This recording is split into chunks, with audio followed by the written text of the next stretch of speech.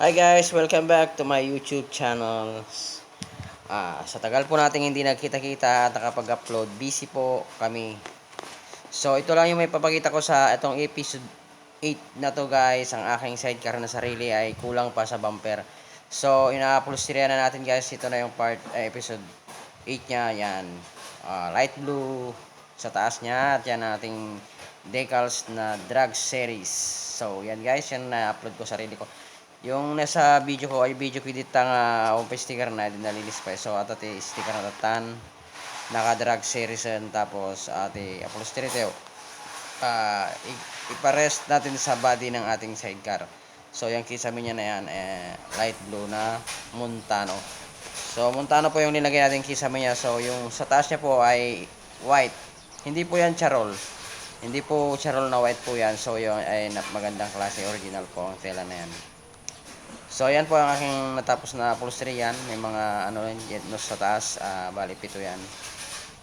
Para naman mayroon siyang konting kinang-kinang at hindi ko na rin siya nilagyan ng mga gold bolts. So yan guys. At ang gagawin po natin dito guys ay gagawa po tayo ng ating upuan kasama dito sa ating vlog. So papakita ko lang muna sa inyo itong ating sidecar. I-flex ko lang sa inyo yan. So abangan nyo yung aking upuan.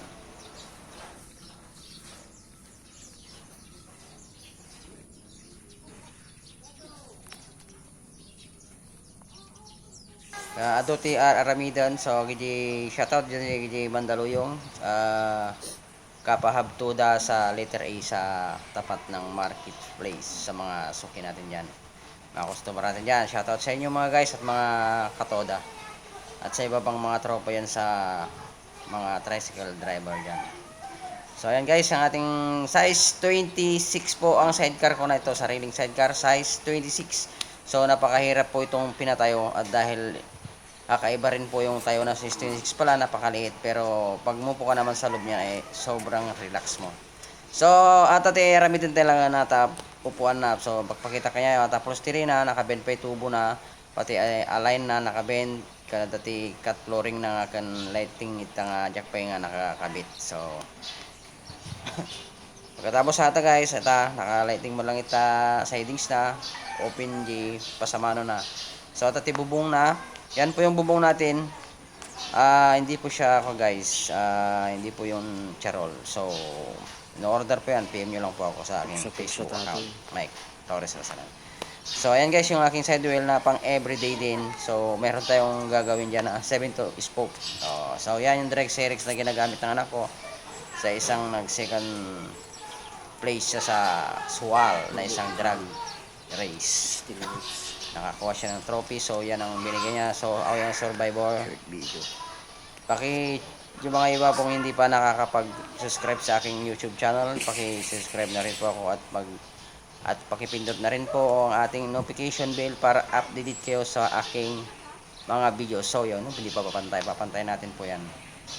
So ata guys, ata di narami tayo. Medyo matindog ba si tate nga videos ko ti sobrang samot ang pakitan. Ang babangan nyo pwede customer ko dyan ata guys Hitler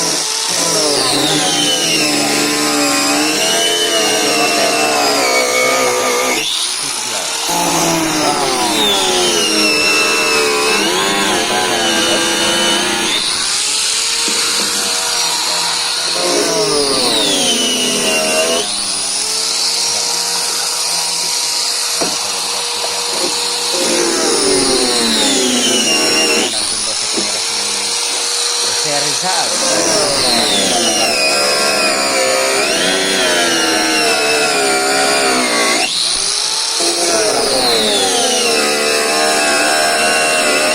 Yung taga-upholstery natin yung ating sinukat kanina.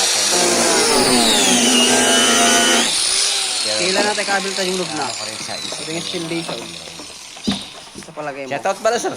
Sa mga nag-ibang yung sa tropa natin yung sa ibang nag-extrahan ko nung mga nakaraan, shoutout. Alam niya na yan. So yan yung upuan, tapos na yung ating upuan. Hindi ko na rin po naipakita kung paano yan. May mga jet nose din, 4. So binaping ko pa yan para lang yung mga jet nose na yun, para lang kuminang.